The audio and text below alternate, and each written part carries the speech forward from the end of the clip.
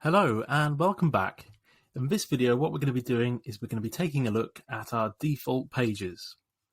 So to get here, what we're going to do is we're going to go over to Other Pages and click on Default Pages. So the default pages are pages which has already been set up by TuneBud. We'll be showing you how you can create your own pages a bit later on. So we have the About Us, the Contact and the Pricing page. So let's get started with the About Us page. So click on About. And what we can do here is the first thing here is the Edit Page Structure.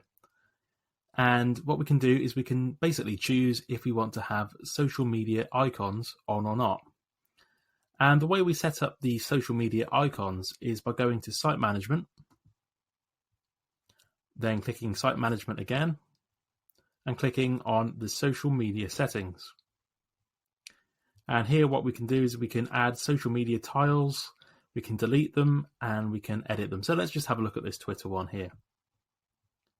So we can choose the logo image, we can add the URL, and tell you what it's about.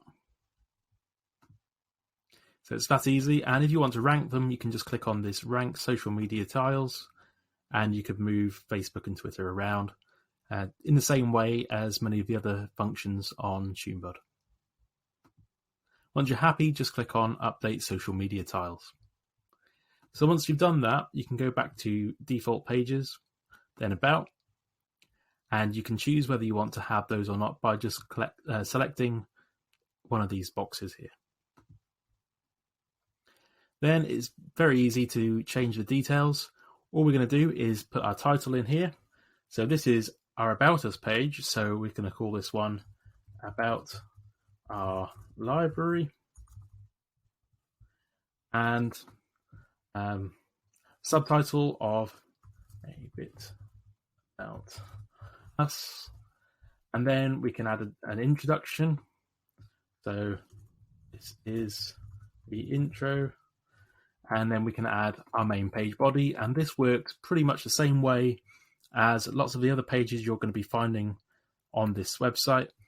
And it works pretty much the same way as a word processor. So you can add in images, you can change the font types. This is really good for SEO.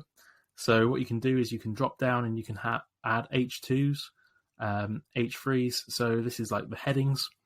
And these headings are really good for putting in your keywords. So once you're happy with that, you can also add in HTML as well. So if you found like an element from, say, SoundCloud or something like that, you can just paste the code in here. And when you're all done, you can scroll to the bottom.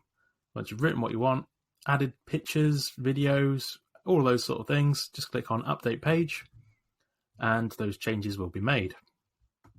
Let's go to the Contact page now. So again, we've got the page structure, and it's exactly the same.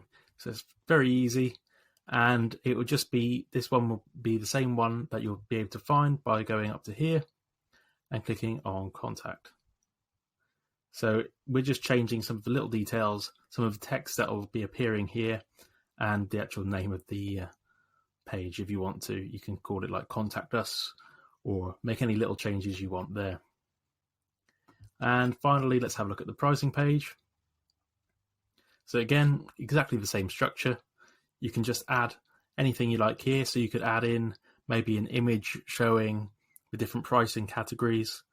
And then obviously what you'll do is to set up pricing categories. We'll do that in another video. But essentially what you're going to do is you're going to go to Site Management and then Site Settings. And then you can actually set the usage types here. So you'll type in the usage name.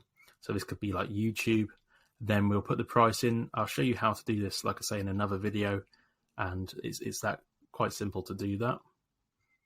And what you can do is you can also put down on that pricing page things like blanket license. So what a lot of libraries like to do is have a blanket license they can offer. So what we can do is we can give people access to our TuneBud account, like an actual TuneBud account for them, where they can download as many tracks as they like, and you can bill them separately for that. So what you can do is you can advertise that on your pricing page. And we'll be showing you how to set up blanket licenses in another video, not very far down the line. So it's that simple to sort out your default pages and make changes. Like I say, they're pretty much like word processors. It's very, very easy to change all this stuff. It's very familiar to a lot of people. So we've got bold, underline, all these different things you want to do. You can add bullet points. It's very, very simple to do this. Once you're happy with what you've made, all the changes you've made, all you need to do is just click on Update Page.